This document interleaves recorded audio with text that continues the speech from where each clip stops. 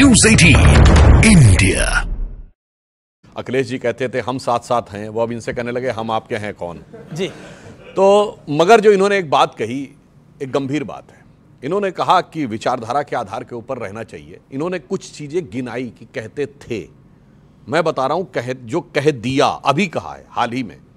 अखिलेश वखिलेश तो 2 महीना पुरानी बात है, उसके बाद भी गठबंधन कर लिया।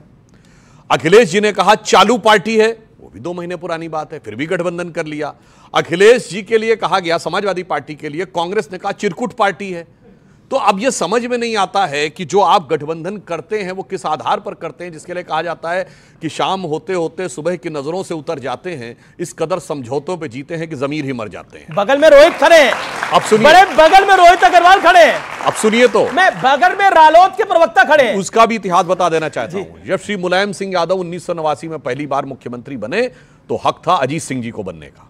और जो उन्होंने कहा ना कब कैसे क्या होता है, आज मैं ईमानदारी से बात कहता हूं, पुराने लोगों को बिल्कुल इसकी तस्दीक होगी। ज्यादातर विधायक अजीत सिंह जी के पक्ष में थे, पर वीपी सिंह जी उस समय जो प्रधानमंत्री थे, उनको लगा कि अगर अजीत सिंह मुख्यमंत्री बन जाएंगे तो चौधरी चरण सिंह जी के बेटे हैं, उनका प्रभाव है, वो मेरे बराबर के स्तर पर आ जाएंगे। तो उन्हें लगा कि मुलायम सिंह जी को बनवा दे, हमारे चेला बन के रहेंगे। और उन्होंने ऐसा धोबी पछाड़ मारा कि वीपी सिंह जी को किनारे करके चंद्रशेखर जी के साथ चले गए। फिर चंद्रशेखर जी को झटका मारा, कांग्रेस के साथ चले गए। फिर उसको झटका मारा, काशीराम के साथ चले गए। काशीराम को जो झटका मारा वो तो स्टेट गेस्ट हाउस कांड में सबको पता है, परंतु कम से कम उनकी इतनी तारीफ करूंगा कि सबको झटकते पटकते 2012 में अपने दम पे स्पष्ट बहुमत की सरकार सपा की ले आए और उन्होंने मुख्यमंत्री बना के अखिलेश जी को दिया, वो 57 पे ले आए।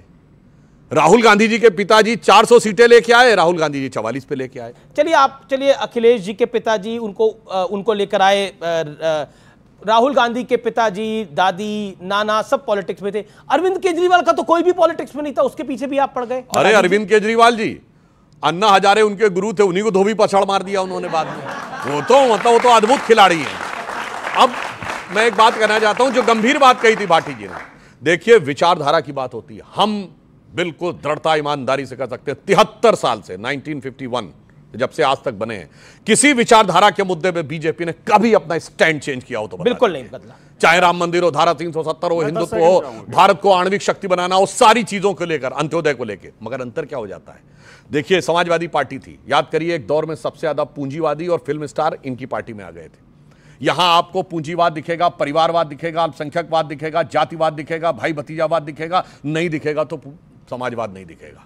वही कांग्रेस गांधीवाद की बात करती थी, ये सारे वाद कांग्रेस में दिखेंगे, गांधीवाद नहीं दिखेगा। जब आप सारे अपने विचार को छोड़ देते हैं तब आपके साथ क्राइसिस ऑफ क्रेडिबिलिटी आती है, और क्राइसिस ऑफ क्रेडिबिलिटी की वजह से ही अंततः जनता आपको छोड़ देती है। और मैं एक बात कह दूं, एक बहुत बड़े फिलोसोफर थिंकर ने कहा था, in politics if you have to choose between your character and strategy, character मतलब political character, then leave the strategy, be with the character, because you can survive without strategy but you cannot survive without character। और मैं बताता हूं, 2 सीटों की party थे, हमने सारी स्ट्रेटजी छोड़ दी। हम जनता दल से गठबंधन कर सकते थे, कांग्रेस से गठबंधन कर सकते थे, कम्युनिस्ट हमने कोई नहीं किया। हम 2 सीटों पर राम मंदिर के साथ खड़े रहे।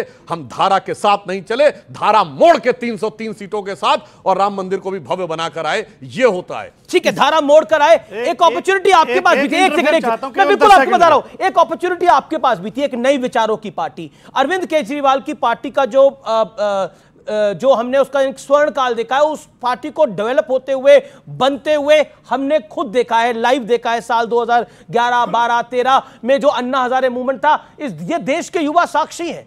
क्या आपको लगता नहीं है कि बीजेपी ने इमरजेंसी झेली है?